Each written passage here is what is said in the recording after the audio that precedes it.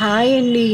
ఈరోజు మన ఛానల్లో వ్లాగ్ వచ్చి పచ్చిశనగపప్పు కొబ్బరి పొడి కూర చేస్తున్నానండి. చాలా టేస్ట్గా ఉంటుంది. ముందుగా అయితే నేను చూశారు కదా, కొంచెం గిన్నెకి వెల్తిగా తీసుకున్నాను పచ్చిశనగపప్పు. దీన్ని శుభ్రంగా 2 సార్లు కడిగేసుకొని వాటర్ వేసి నానబెడతానండి. వాటర్ అయితే వేసాను చూసారా. 1 గంట సేపు పచ్చిశనగపప్పు నానబెడితే తొందరగా నానిపోయి చక్కగా ఒక 2 విజిల్స్కి మనకి కావాల్సినట్టు పలుకుగా వస్తుందండి. కుక్కర్ పెట్టే ముందు నేను వాటర్లో సాల్ట్ వేసాను చూసారా. గంట సేపు నానబెట్టాను కనుక పచ్చిశనగపప్పు కొంచెం పెద్దగా కనిపిస్తుంది కదండి. ఇప్పుడు 2 విజిల్స్ వేయిస్తానండి. 2 విజిల్స్ అయితే మనకి చక్కగా సరిపోద్దండి. చూసారండి, పచ్చిశనగపప్పు ఉడికిపోయింది 2 విజిల్స్కి. వాటర్ అయితే ఏం లేదు. ముందుగా కళాయి తీసుకుని ఆయిల్ వేసానండి. ఆయిల్లో వెల్లుల్లిపాయలు కచ్చాపిచ్చాగా దంచి వేసాను. పొట్టు మినపప్పు వేసానండి.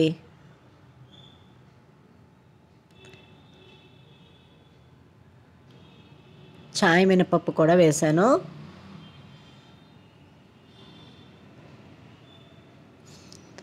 ఒక టీ స్పూన్ ఆవాలు,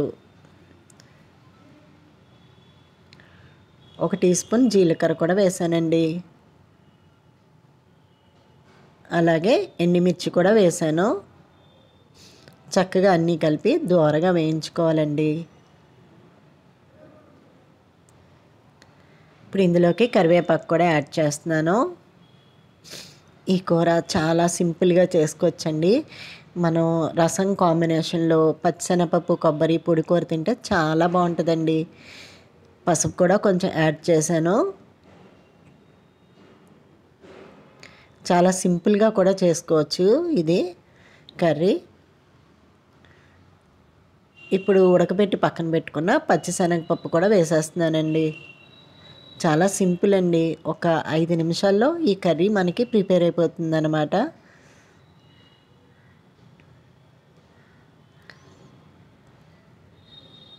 బాగా ఎక్కువ మెత్తగా ఉడికించుకోకూడదండి పచ్చిశనగపప్పు.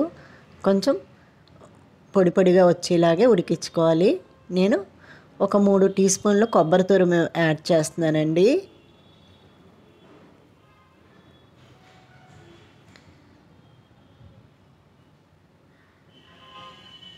ఈ పోపు చక్కగా పచ్చిశనగపప్పు కొబ్బరికి పట్టేలాగా ఒక 2 మినిట్స్ వేపుకుంటే సరిపోతుందండి.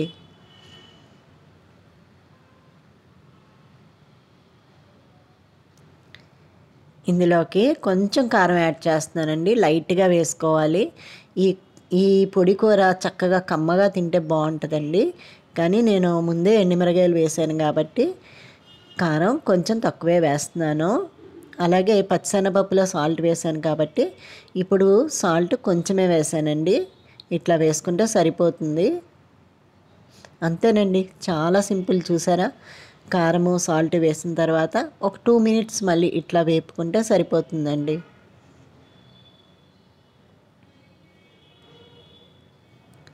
వేడి వేడిగా రసం పెట్టుకొని ఈ కర్రీ వేసుకుని తింటే సూపర్గా ఉంటుందండి.